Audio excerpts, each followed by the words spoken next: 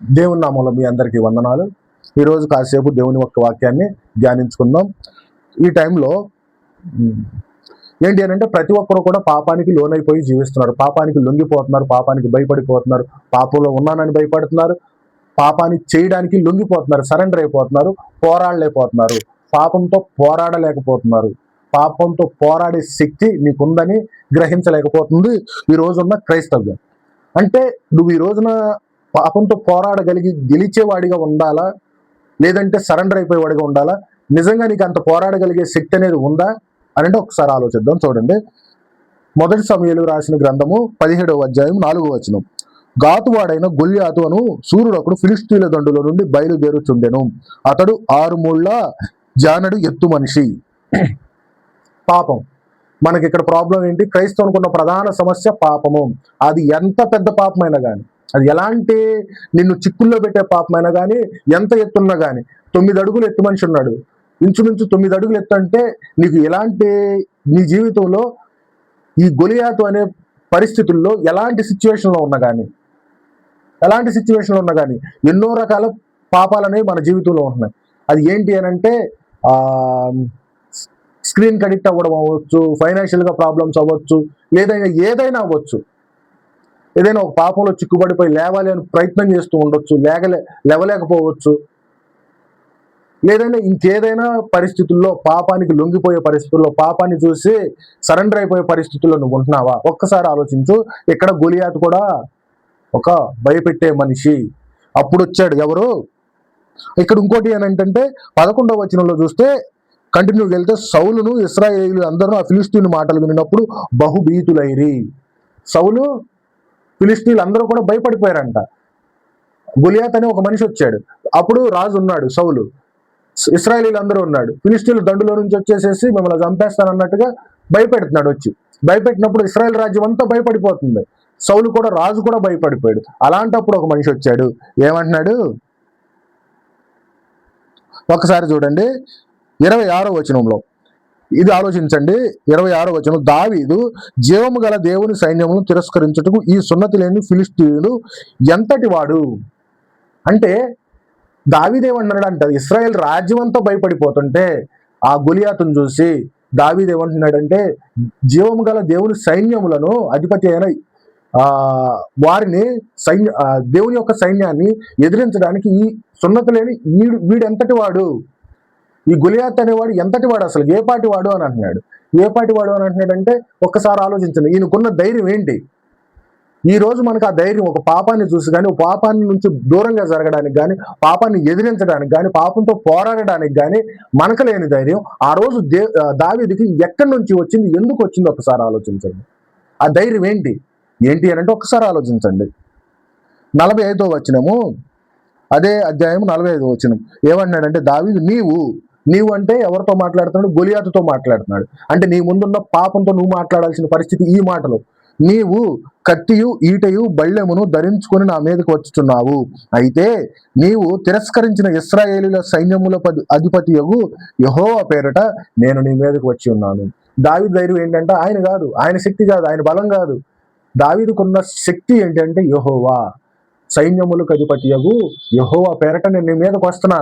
నువ్వు తిరస్కరించేశావు, కానీ ఆయనే నా శక్తి, ఆయన పేరిట నీ మీదకి వస్తున్నాను. ఆయనే చూసుకుంటాడు, యుద్ధం ఆయన చేస్తాడు. అంటే ఆ ఇశ్రాయేలీయులు అందరి మీదకి, ఆ రాజ్యం మీద గొలియాత్ అనే ఒక 9 అడుగుల మనిషి, అజానుబాహుడు లాంటి మనిషి వచ్చేసేసి తన ఆకారంతో, తన దేహంతో కానీ భయపెడుతున్నప్పుడు, రాజ్యం అంతా భయపడిపోయినప్పుడు దావీదుకు వచ్చిన ధైర్యం ఏంటి అని అంటే, దేవుడు. నువ్వు ఈ రోజు ఏ పరిస్థితుల్లో ఉన్నా కానీ, ఎలాంటి పాపాన్ని చూసి భయపడుతున్నా, ఎలాంటి పాపానికి లొంగిపోయే పరిస్థితుల్లో ఉన్నా కానీ నీకు రావాల్సిన ధైర్యం అంటే దేవుడు. ఈ పాపాన్ని అధిగమించే శక్తి నాకు ఇచ్చాడు, కానీ నేను మర్చిపోయాను. అది ఎవరో చెప్పట్లేదు, నేను వినట్లేదు, నేను చదవట్లేదు. అది గుర్తుంచుకో. అంటే ఈ పాపాన్ని ఎదిరించగలిగే శక్తి నీకుందా? ఉంది, కానీ తెలియట్లేదు మనకి. ఒక్కసారి ఆలోచించండి, మనం ఎలాంటి పాపంలో పడిపోతున్నాం రెగ్యులర్గా. ఒకసారి నీ జీవితాన్ని ఎలాంటి జీవితం జీవిస్తున్నావు ఒకసారి ఆలోచించుకో. పొద్దున్నే లేచిన కాడి నుంచి పడుకునే వరకు నీ జీవితం ఎలా సాగుతుంది? మాటలతో పాపం చేస్తున్నావా? చూపుతో పాపం చేస్తున్నావా? క్రియలతో పాపం చేస్తున్నావా? తలంపులతో పాపం చేస్తున్నావా? ఈ పాపాన్ని నుంచి తప్పించుకునే శక్తి నీకు ఉంటుందా? ఈ లోకంలో ఉంటుందా? ఉంటదే. అనే దేవుడు చెప్తున్నాడు. ఇక్కడ ఇలాంటి గొలియాతును చూసి అందరూ భయపడిపోయినప్పుడు దావీదుకున్న ఒకే ఒక ధైర్యం, సైన్యములకు అధిపతియగు యెహోవా. ఈ రోజు నీకు ఉండాల్సిన ధైర్యం, నాకు ఉండాల్సిన ధైర్యం, అలాంటి భయంకరమైన పాపాన్ని చూసినప్పుడైనా, ఈ లోకంలో పాపమంతా ఉన్నప్పుడు, విస్తారంగా నీ చుట్టూ తిరుగుతున్నప్పుడు, అలాంటి పాపాన్ని ఎదిరించగలిగే శక్తి నీకు ఉందా అనంటే ఉందే. ఆ శక్తి దేవుడు మనకిచ్చాడు. కంటిన్యూ వెళ్తే తెలుస్తుంది. ఇక్కడ ఆలోచించండి, దావీదుకున్న శక్తి ఏంటి? దావీదు తెలుసుకున్నాడు. ఆ గొలియాతును అందరూ తెలుసుకోలేకపోయారు. అక్కడ దావీదు తెలుసుకున్నాడు. దావీదు పెరిగిన విధానం కానీ, దావీదు దేవుల్లో విన్న విధానం కానీ, జీవించిన విధానం కానీ ఆయనకు తెలిసి నేర్పిన పాఠం ఏంటి అని అంటే, దేవుడు ఉన్నవాడు అనువాడు. నేను ఆయన పేరట నాకు ఏదైనా ఒక పరిస్థితులు ఉన్నప్పుడు దేవుడు తన యుద్ధం చేస్తాడు, నన్ను నడిపిస్తాడు అనే ఒక ధైర్యం అనేది దావీదుకు వచ్చింది. ఈ రోజున మనకేమైంది అని అంటే, అలాంటి పరిస్థితుల్లో మనం లేవు. ఏం చేస్తున్నావు అంటే, నీ శక్తిని నమ్ముకుంటున్నావు. ఎక్కడైనా ఏదన్నా ఒక పాపం వచ్చినప్పుడు ట్రాప్ అయిపోతున్నావు, పడిపోతున్నావు, తర్వాత బాధపడుతున్నావు. బాధపడే పరిస్థితులు కూడా లేవులేండి. మర్చిపోయావు, నేను తప్పు చేస్తున్నాను, పాపం చేస్తున్నాను, స్పృహ కూడా లేకుండా జీవించేస్తున్నావు. ఒక్కసారి ఆలోచించండి, నువ్వు ఎలాంటి పరిస్థితుల్లో ఉన్నావు. ఈ రోజు పొద్దున్నే లేచిన కాడ నుంచి ఏ విధంగా అసలుకి దేవుడి వాక్యానికి అటు ఇటు తప్పిపోయి జీవించో చూడు. ఒక్కసారి ఆలోచిస్తే నీకు తెలుస్తుంది. ఆ ఒక్కసారి అయినా కానీ దేవుడు నాకు ఒక శక్తినిచ్చాడు. ఆ శక్తి చేత పాపంతో పోరాడగలిగే శక్తి, పాపం మీద గెలిచే శక్తి నాకు ఇచ్చాడని నువ్వు ఆలోచిస్తున్నావా? దావీదులాగా దావీదు ఆలోచించాడు, గుర్తెరిగాడు, నాకు దేవుడు శక్తి ఇచ్చాడు, దేవుడు నా పక్షాన ఉన్నాడు, దేవుడు యుద్ధం చేస్తాడనే ఒక తలంపు తనకు వచ్చింది. ఈ రోజు నీకెందుకు రావట్లేదు? అలాంటి పాపాన్ని చూసినప్పుడు, అలాంటి పాపం చేస్తున్నప్పుడు నీకెందుకు రావట్లేదు? ఒక్కసారి ఆలోచించు. తర్వాత ఇంకా ముందుకెళ్తే ఇక్కడ 45వ వచనంలో చూశారు కదా, యెహోవా పేరట. ఇది చాలా ఇంపార్టెంట్, మీరు గుర్తుంచుకోండి. అంటే నువ్వు ఎలాంటి పరిస్థితుల్లో ఉన్నా కానీ, ఎలాంటి పాపంలో చిక్కుబడిపోయే పరిస్థితుల్లో ఉన్నా కానీ, ఏ విధంగానే నిన్ను పాపం అనేది ట్రాప్ చేస్తున్నా కానీ, పాపం నుంచి గెలిచే శక్తి నీ దగ్గర ఉంది. కానీ తెలుసుకోవడమే నీ యొక్క ప్రధాన సమస్య. తెలుసుకోలేకపోతున్నావు. నీ దగ్గర క్రైస్తవుడిగా నీకున్న శక్తి ఏంటి? పాపాన్ని ఎలా అధిగమించాలి, పాపంతో ఎలా పోరాడాలనే శక్తి నీకు తెలియట్లేదు. నువ్వు ఎంతసేపు ఏం చూస్తున్నావు? 9 అడుగులు మనిషి ఉన్నాడు, 9 అడుగులు పాపం ఉంది, ఏదైనా పాపం నీ ఎదురుగా, అలాంటి పాపం వైపే చూస్తున్నావు కానీ దేవుని యొక్క శక్తిని ఏంటో రుచి చూడట్లేదు, దేవుడి యొక్క శక్తిని ఏంటో తెలుసుకోవట్లేదు. తర్వాత 49వ వచనం ఇలా చెప్పాడు కదా. చెప్పిన తర్వాత దావీదు వెళ్ళాడు. దావీదు ఎంతున్నాడు? గొలియాతు అంటున్నాడు. అలాంటి దావీదు దేవుని యొక్క నామం పేరట గొలియాతుతో పోరాడడానికి వెళ్తున్నాడు. యుద్ధం ఎవరు చేస్తున్నారు? ఇక్కడ దేవుడు చేస్తున్నాడని దావీదు గట్టిగా నమ్మాడు. అలాంటి నమ్మకం నీకుందా ఈరోజు పాపంతో పోరాడడానికి? ఒకసారి ఆలోచించండి. 49వ వచనం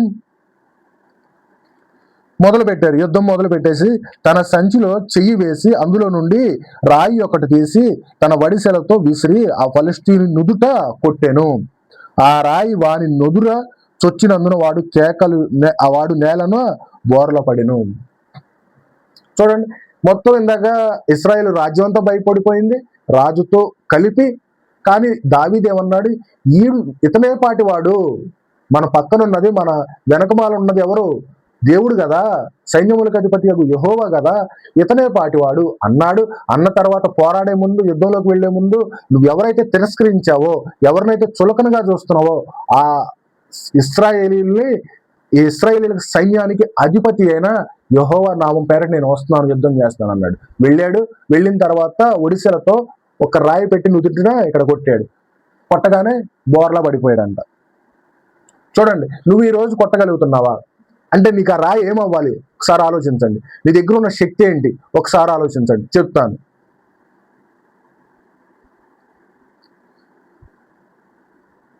నువ్వు నీ ఎదురుగా ఉన్న ఎలాంటి భయంకరమైన పాపమైనా కానీ నువ్వు ఆ పాపంతో పోరాడాలి అంటే నీకున్న శక్తి ఏంటో తెలుసుకోవాలి. ఆ శక్తి ఏంటి అని అంటే ఒకసారి రోమీయులకు రాసిన పత్రిక 5వ అధ్యాయంలోకి వెళ్దాము.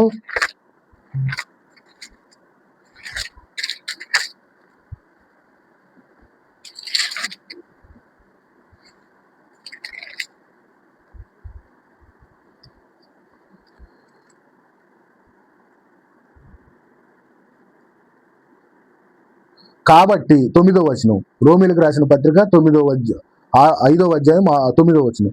కాబట్టి ఆయన రక్తమూలను ఇప్పుడు నీతిమంతులముగా తీర్చబడి మరింత నిత్యముగా ఆయన ద్వారా ఉగ్రత నుండి రక్షింపబడును. ఇది నీ యొక్క శక్తి.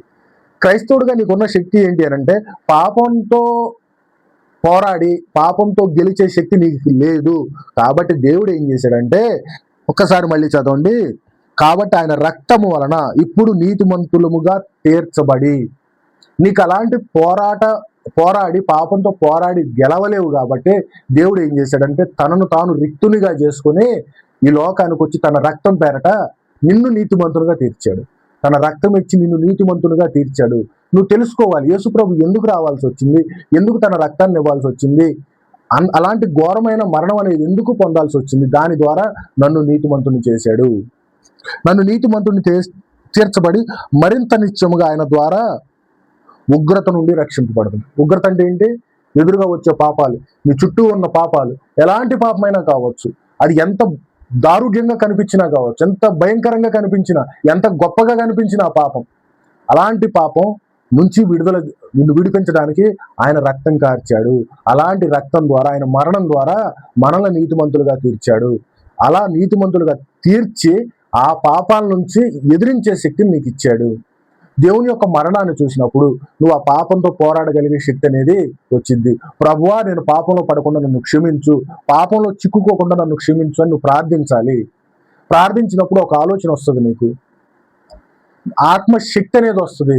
నీ మనస్సాక్షి ఎప్పుడైతే దేవుడి దగ్గర కూర్చొని, ప్రభువా నేను పాపంలో పడకుండా నన్ను కాపాడు, నన్ను కాపాడని ఎప్పుడైతే అడుగుతావో, నీ మనస్సాక్షికి ఆత్మశక్తి అనేది తోడైనప్పుడు నువ్వు పాపంలో పడవు.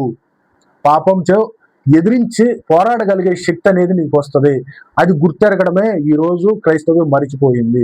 ఇదే ప్రధాన క్రైస్తవ సమస్య, ఇంకే సమస్య లేదు. నీకున్న సమస్య ఏంటి అని అంటే, దేవుడు నా కొరకు వచ్చాడు, నా కొరకు వచ్చి నన్ను పవిత్రులుగా చేయడానికి తన రక్తాన్ని చిందించి నన్ను నీతిమంతునిగా చేసి ఇలాంటి పాపంలో పడకుండా నన్ను రక్షించాడు, పాపంతో పోరాడగలిగే శక్తిని ఇచ్చాడు అని తెలుసుకోలేకపోవడమే ఈరోజు క్రైస్తవ్యానికి ఉన్న అతిపెద్ద సమస్య. తర్వాత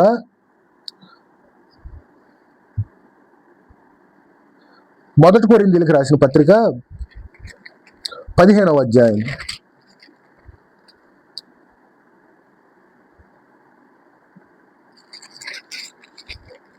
57వ వచనం. అయినను మన ప్రభు అయిన యేసుక్రీస్తు మూలముగా మనకు జయము అనుగ్రహించుచున్న దేవునికి స్తోత్రము. అంటే దావీదు కొట్టిన రాయి ఏం అవ్వాలంటే యేసుప్రభు యొక్క మరణం, ఆయన త్యాగం. ప్రతి ఒక్క పాపాన్ని ఎదిరించగలిగే శక్తి ఏది అని అంటే యేసుక్రీస్తు యొక్క మరణం. నువ్వు ఎప్పుడైతే, నేను ఇంతకుముందు చెప్పినట్టుగా దేవుడి దగ్గరకు వచ్చి, ప్రభువా నేను పాపిని, పాపంలో ఉన్నవాడను, పాపంలో పుట్టిన వాడను, నన్ను క్షమించు తండ్రి అని నువ్వు ఎప్పుడైతే అడుగుతావో, నీ ఎదురుగా ఎలాంటి పాపం ఉన్నా కానీ, నిన్ను ఎలాంటి ట్రాప్ చేసే పాపం ఉన్నా కానీ, ఆ పాపంతో పోరాడి గెలిచే శక్తి అనేది దేవుడు నీకు ఖచ్చితంగా ఇస్తాడు. ఎందుకనంటే ఆయన మరణం అనేది ఒక త్యాగం, ఎవరు చేయలేని త్యాగం. అలాంటి త్యాగం చేసినప్పుడు నువ్వు ఆలోచించాల్సింది ఏంటి అని అంటే, దేవుడు అలాంటి త్యాగం చేశాడు, ఆ త్యాగాన్ని నేను ఎందుకు అందిపుచ్చుకోలేకపోతున్నాను, ప్రభువా నన్ను క్షమించు, నా పాపం నుంచి విడిపించు అని నువ్వు అడగటమే. దేవుడు కోరుకున్నది ఏంటి అని అంటే, నీ పాపాన్ని గుర్తించు, నువ్వు పాపి అని గుర్తించు, పశ్చాత్తాపడు, క్షమాపణ అడుగు, మారు మనసు పొంది దేవుళ్ళు ఎప్పటికప్పుడు నీ మనసుని పరిశీలించుకుంటుంది. ఇదే ఈ రోజున క్రైస్తవ్యంలో జరగట్లేదు. ఇదే ప్రాబ్లం. ఒకసారి తర్వాత కొలస్సీలకు రాసిన పత్రిక 2వ అధ్యాయము 14వ వచనం.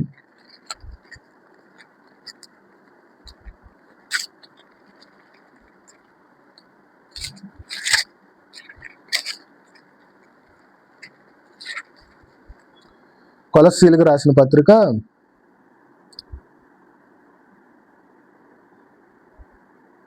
2వ అధ్యాయం 14-15 వచనాలు.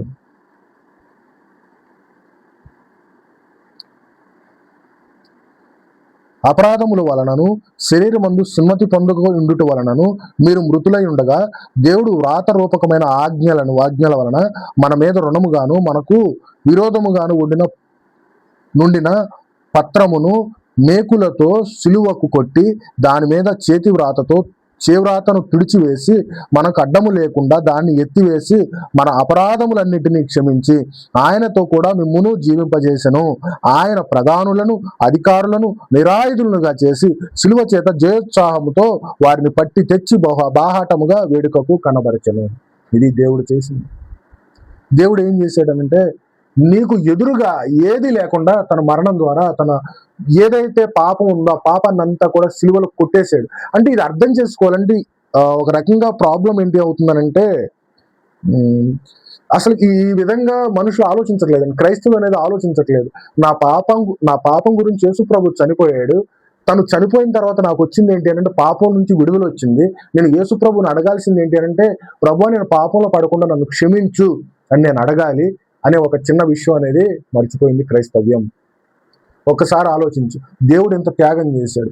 దేవుడు ఎంత త్యాగం చేసిన తర్వాత నీ ఎదురుగా ఎలాంటి పాపమైనా ఉండొచ్చు, అది ఎంత బహు గొప్పదిగా కనిపించినా కానీ, అది ఎంత భయంకరంగా కనిపించినా కానీ నువ్వు దాంతో పోరాడగలవు, పోరాడి గెలవగలవు. నువ్వు ఎవరిని నమ్ముకున్నప్పుడు ఆ రోజు దావీదు పట్టుకున్నది ఒక రాయిని పట్టుకున్నాడు కదా, ఆ రాయి నీ చేతులు ఏమవ్వాలంటే యేసు ప్రభు యొక్క రక్తము మరణము అవ్వాలి. యేసు ప్రభు యొక్క మరణం వైపు చూసినప్పుడు, ఆ మరణాన్ని చేతితో పట్టుకున్నప్పుడు నీకు భయం ఉండదు. ప్రతి దాన్ని గెలుస్తావు, గెలిచేవాడిగా ఉంటావు, పోరాటం చేస్తూ ఉంటావు. కాబట్టి ఒకసారి ఆలోచించండి, మీరు ఎలాంటి పరిస్థితుల్లో ఉన్నారు, ఎలా ఉన్నారు? నేను భయపడిపోతున్నావా పాపాన్ని చూసి? ఆ పాపానికి లొంగిపోతున్నావా? పాపానికి సరెండర్ అయిపోతున్నావు? ఎలాంటి పరిస్థితుల్లో ఉన్నా కానీ దేవుడు ఏం చేస్తున్నాడు? దేవుడు ఏమంటున్నాడు అని అంటే ఎప్పుడైతే వాటన్నిటినీ కూడా నీకు ఎదురుగా ఉన్నవాడు నీ శత్రువులందరినీ కూడా మేకులు కొట్టేశాను అంటున్నాడు. నువ్వు ఒక్కసారి అడగాల్సింది ప్రభువా నేను పాపం చేశాను, నేను పాపిని, నాలో నీతి ఏమాత్రము లేదు కాబట్టి నన్ను క్షమించు తండ్రి అని దేవుడి దగ్గర క్షమాపణ అడగాలి. క్షమాపణ అడిగితే దేవుడు ఖచ్చితంగా క్షమించే దేవుడు. పాపంతో నిరంతరము పోరాడడానికి నీకు శక్తినిచ్చే దేవుడు. నీ శక్తిని తెలుసుకో, నువ్వు పాపి అని తెలుసుకో. నీ పాపానికి పోరాడాలంటే, నీలో ఉన్న నీ చుట్టూ ఉన్న పాపంతో పోరాడాలంటే ఒకే ఒక్క శక్తి, దేవుని యొక్క మరణం. ఆ మరణాన్ని అర్థం చేసుకున్నప్పుడు నువ్వు ప్రతి పాపంతో పోరాడగలవు, పోరాడి గెలవగలవు. ఇది ఒక్కసారి ఆలోచించి దేవుని దగ్గర ప్రతి క్షణము ప్రార్థిస్తూ ఉండండి. దేవుడి చిన్న మాటలు దీవించును గాక. ఆమేన్.